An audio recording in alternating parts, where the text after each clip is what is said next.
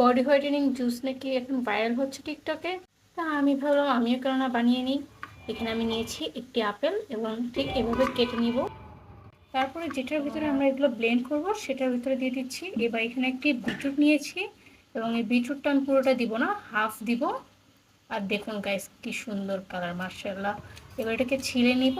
ছিলে নিয়ে ঠিক আগের মতো একদম টুকরো টুকরো করে ব্লেন্ডারের মধ্যে দিয়ে দিচ্ছি। আর একটি কমলা নিয়েছি, আপনারা মালটাও দিতে পারেন। আমার কাছে মালটাটা ছিল না, তার জন্য আমি কমলা ইউজ করছি। আর এখানে দিয়ে দিচ্ছি আদা, তারপর নিয়েছি কাঁচা হলুদ। অবশ্যই কাঁচা হলুদ নিতে হবে, গুঁড়া হলুদ দিয়ে হবে না। আর একটি লেবু ঠিক ছিলে দিয়ে দিব। আর একটু মিষ্টির জন্য দিয়ে দিচ্ছি মধু। আর এটার ভিতরে একটু গোলমরিচের গুঁড়াও অ্যাড করতে হবে, তাহলে হলুদটা অ্যাক্টিভ হয়ে যাবে। এবার বরফ রাখার বক্সে ঢেলে নিয়ে ঠিক নেক্সট ডেতে এরকম কিউব হয়ে যাবে এবং এটা কুসুম গরম পানি ইউজ করে খেয়ে নেবেন প্রতিদিন সকালবেলা খালি পেটে। আল্লাহ হাফেজ।